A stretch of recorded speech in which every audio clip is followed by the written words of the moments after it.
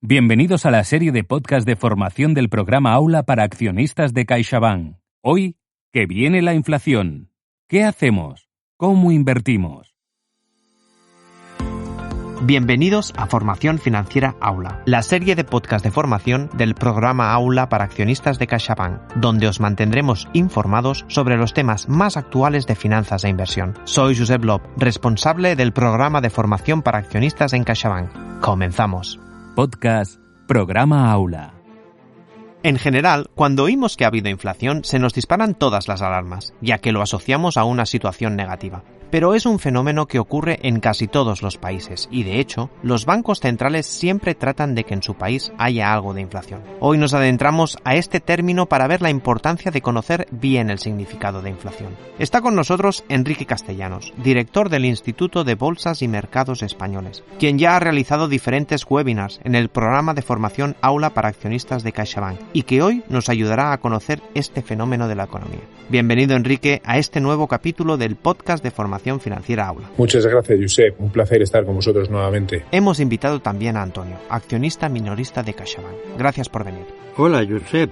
Muy contento de estar aquí y con muchas ganas de empezar la charla. Pues cuando quieras, Antonio. Hola, Enrique. En primer lugar, ¿qué es esto de la inflación y por qué se le tiene tanto miedo? Hola, Antonio. Pues verás, la inflación es una subida generalizada de los precios que se traduce en una variación del poder adquisitivo. Cuanto más aumenta la inflación, quiere decir que más aumentan los precios y que, por tanto, con nuestro salario podemos adquirir menos cosas, ¿no? Por lo tanto, perdemos poder adquisitivo. ¿Y cómo sabemos que la inflación está subiendo? Quiero decir, suben algunas cosas y otras no. Aunque haya otros indicadores, el universalmente utilizado es el IPC, que es el índice de precios al consumo. Este índice consiste en una cesta de la compra básica, que es en lo que la mayoría de nosotros gastamos nuestro dinero, y se calcula en base a 12 grupos. El grupo de alimentación, el de vestido y calzado, medicina, menaje, transporte, comunicaciones, etc. Y en cada uno de estos grupos, pues lo que nos gastamos. Por ejemplo, nos gastamos un 19% en comida, un 7% en vestido y calzado, y así. Entiendo que es una media, porque no gastamos todos por igual. Exacto. Estos porcentajes varían de una persona a otra, pero en general ese es el comportamiento, ¿no? El IPC se mide mensualmente y se expresa en tasa porcentual, y este es un indicador muy importante porque se utiliza también para el cálculo de los salarios, de las pensiones, de tipos de interés y también para la base de cálculo de los impuestos. Pero, Enrique, ¿por qué suben los precios?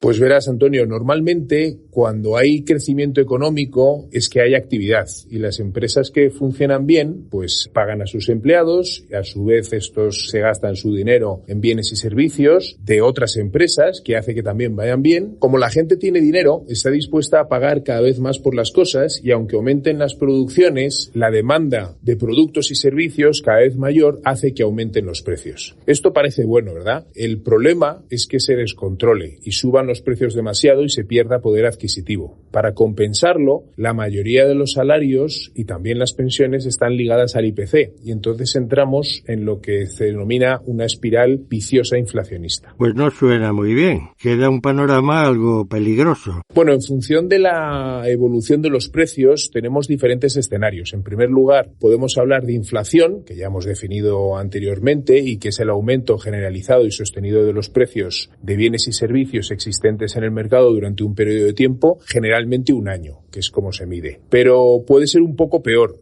Podemos tener hiperinflación, que es una inflación muy elevada, fuera de control, en la que los precios aumentan rápidamente y al mismo tiempo que la moneda pierde su valor real, la población tiene una evidente reducción en su patrimonio monetario. También tenemos la deflación, que es la bajada generalizada y prolongada, como mínimo 2 semestres según el FMI, del nivel de precios de bienes y servicios. Y finalmente tenemos la desinflación, que es una etapa económica en la que el crecimiento de los precios se reduce, pero no llega a ser cero o negativo, como sería en la deflación. Entonces, ¿es buena la deflación? No, tampoco. De hecho, la deflación es casi más peligrosa que la inflación. Bajadas de precios hacen que las empresas, para poder vender, tengan que bajar cada vez más los precios, ganan poco, echan a los empleados, por lo tanto aumenta el paro, la gente cada vez está más desempleada y con miedo a comprar e invertir hace que las empresas tengan que bajar todavía más los precios. Entra una espiral deflacionaria que es muy complicada de romper. Vamos, que es el otro extremo de la inflación. Pues sí, Antonio, mira, cuando hay inflación, para retirar dinero del sistema, los bancos centrales suelen subir los tipos de interés. Así, pedir dinero prestado es más caro y además el dinero en el banco genera más. La gente no lo gasta y lo guarda en el banco. Esto provoca estancamiento de los precios que lleva a controlar esa inflación. Si nos hemos pasado y se ha enfriado demasiado la economía, los bancos centrales volverán a bajar los tipos de interés para volver a generar crecimiento. Es la clásica política monetaria. El problema es que si bajan los tipos y no es suficiente para generar crecimiento, hay que seguir bajando los tipos. Y puede llegar un momento en que los tipos estén extraordinariamente bajos o negativos como están ahora, y si sigue sin generarse crecimiento puede suponer un problema, porque las herramientas económicas que tienen los bancos centrales son bastante limitadas. ¿Y qué ocurre entonces? Si la crisis genera deflación y no hay margen para más bajadas de los tipos de interés, esto le ha pasado a Japón durante los años 90, romper la deflación es complicado y es un problema serio. Cuando los bancos centrales ya no pueden modificar mucho los tipos de interés, como ha ocurrido ahora, lo que han hecho ha sido inundar el mercado con liquidez comprando todo tipo de activos. ¿Pero se puede hacer que la inflación no suba? Pues no, como he dicho, podemos intentar controlarla por medio de subidas y bajadas de tipos de interés, de la política monetaria. Los bancos centrales suelen tener unos objetivos de inflación, en nuestro caso es del 2%, y toda la política monetaria está organizada en torno a este objetivo, porque la inflación no es mala. De hecho, es buena, pero tiene que estar controlada. Muy bien, Enrique, pero como accionista minorista quería preguntarte cómo afectan estas situaciones a las inversiones. Pues Antonio, como hemos comentado, la inflación está ligada con los tipos de interés, ya que los bancos centrales utilizan los tipos de interés para intentar controlarla. Una política monetaria expansiva, que es cuando hay crisis, conlleva una bajada de los tipos de interés para generar actividad. Es decir, pedir dinero es más barato y el dinero en el banco genera menos rentabilidad. Por eso la gente gasta e invierte todo el dinero y, por lo tanto, esto se traduce en un aumento de la actividad, en una reducción del paro y, finalmente, se genera inflación. En esta situación empieza la política monetaria restrictiva con subidas de tipos de interés cuyo objetivo es justo el contrario. Si hablamos de inversiones, el objetivo de estas en general es batir a la inflación, es decir, tener una rentabilidad real positiva. Por ejemplo, si ganas un 3% pero la inflación es del 4%, tienes un tipo real negativo, es decir, estás perdiendo poder adquisitivo. ¿Y afecta de diferente manera si es renta fija o variable? Pues sí, Antonio. Con todo esto que hemos estado hablando en mente, te explico por un lado cómo afecta a la inversión en renta fija. Subidas de tipos de interés provocan bajadas en los precios de los bonos y viceversa. Por tanto, si hay inflación, se intenta controlar subiendo los tipos, los inversores de renta fija se verán perjudicados porque bajará el precio de sus bonos. En una época en la que se intenta enfriar la economía para bajar la inflación, habrá empresas que quiebren. Por eso será peor tener bonos de empresas que tienen una delicada situación financiera, que normalmente intentan atraer con mucha rentabilidad. Es lo que se denominan los bonos high yield. Por otro lado, habrá que ver dónde se están moviendo más los tipos de interés, si es en el tramo de la curva a 3 años, a 5 años o a 10 años. Cuanto más plazo tengan los bonos, más afectan los cambios en los tipos de interés. Es lo que denominamos duración.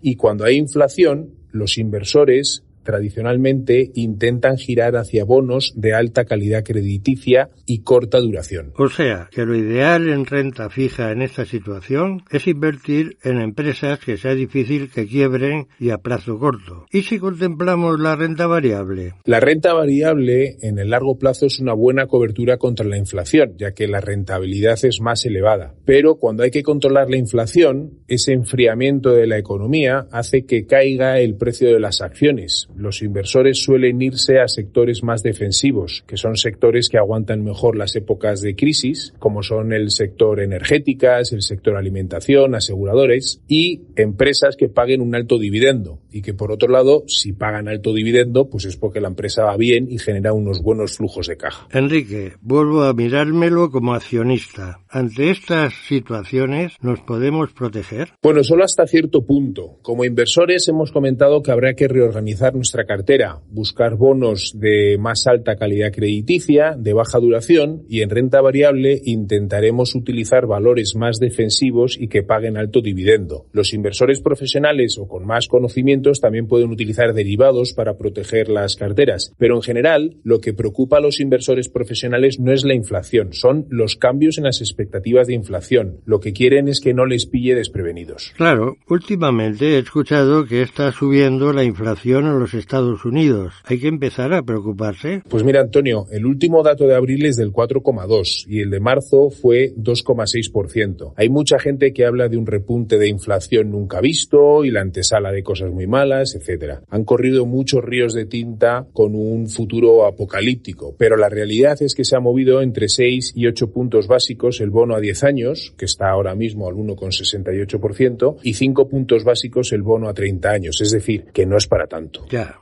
Los titulares siempre llaman la atención. Lo cierto es que, en mi opinión, todavía no es para preocuparse. La inflación está ahí, se la espera, está claro, pero siempre que no se descontrole es incluso buena, especialmente en Europa. Europa estamos muy bancarizados, especialmente España, aunque cada vez menos, y unos tipos de interés positivos darían algo de alivio a los bancos, que ya de por sí están muy fortalecidos últimamente. Es importante destacar que la inflación es el dato agregado de inflación de bienes y servicios. Lo que ha aumentado es la inflación de bienes, porque ha subido mucho el precio de las materias primas, lo cual es delicado en determinadas economías. Y los break-even rates, que son lo que denominamos las expectativas de inflación, se han movido muy poco porque ya estaban bastante altas. Dicha inflación todavía no se ha traducido a los servicios y salarios, que muy probablemente lo haga dentro de un tiempo, pero todavía no está ahí. A ver entonces cómo avanza. Bueno, Antonio, lo que más preocupa es que tras mucho estímulo fiscal y mucha emisión de deuda por parte de los bancos centrales, ¿cómo vamos a digerir todo esto? Siempre y cuando sea una inflación que está controlada, no debería haber demasiado problema.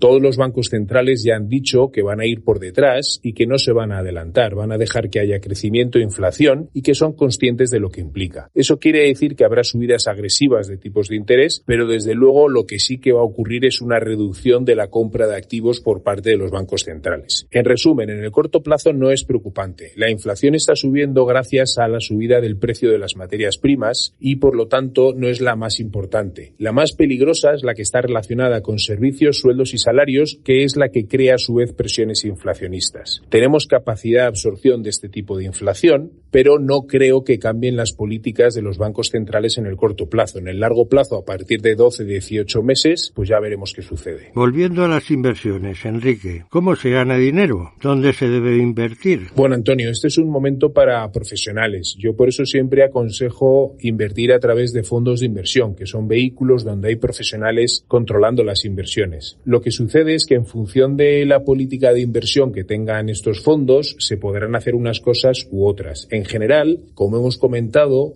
bonos con duraciones cortas y de buena calidad crediticia. Y en renta variable intentaremos buscar sectores defensivos, empresas sólidas generadoras de flujos de caja con altos dividendos. En rasgos generales lo entiendo, pero para ir un poco más a lo práctico, ¿nos puedes concretar algún aspecto para tener en cuenta? Pues mira, Antonio, para que te sirva un poco de guía, los profesionales utilizan TIPS, que son bonos ligados a inflación. No la pagan como mucha gente cree, sino que son diferenciales. Es decir, cambios en las expectativas. Se paga la inflación real menos la inflación esperada. El problema con este tipo de bonos es que les afectan mucho las variaciones de los tipos de interés, por lo que hay que ser muy selectivos. En segundo lugar, las materias primas. Normalmente se invierte en materias primas por medio de derivados. No es muy buena idea invertir directamente en empresas expuestas a las materias primas, como por ejemplo las mineras. También destacamos los activos reales, fondos de infraestructuras y fondos de bienes de lujo que tienen capacidad de fijación de precios. Y finalmente tenemos que hablar de un determinado tipo de fondos, que son los fondos que tienen estrategias global macro, que son exposiciones a tipos de interés y divisa. Sus estrategias sacan partido de las expectativas de los movimientos de tipos de interés que responde a la inflación. Por ejemplo, si hay inflación en Europa, el petróleo se tensionará y los noruegos, que tienen mucho petróleo, pueden tener un problema de inflación información significativo. Enrique, me llevó mucha información. Suerte que puedo escuchar el podcast las veces que quiera. Sí, Antonio, podemos recuperar estas explicaciones y todos los capítulos del podcast Formación Financiera Aula en las principales plataformas. De nuevo, ha sido de gran valor la aportación de nuestros expertos y sabemos un poquito más sobre economía y finanzas. Muchas gracias, Enrique, por clarificar términos como inflación e inversión y cómo se relacionan entre sí. Muchas gracias a vosotros, Josep. Un placer colaborar y poder aportar mi granito de arena a la Formación Financiera Aula. Y también gracias a nuestra audiencia por seguirnos. Me hace especial ilusión anunciar el siguiente capítulo del podcast. Se acerca el final del curso escolar y queremos dedicar el siguiente programa a los más jóvenes. ¿Conocéis el cómic Las finanzas de Carlota? No os digo más. Os espero en el siguiente capítulo. Recordad que podéis seguirnos a través de las principales plataformas, como Spotify, iVoox o Google Podcast. Un saludo y gracias por la confianza. En CaixaBank no nos hacemos responsables de la opinión de los expertos y colaboradores, ni nos identificamos necesariamente con sus opiniones proporcionadas en estos podcasts.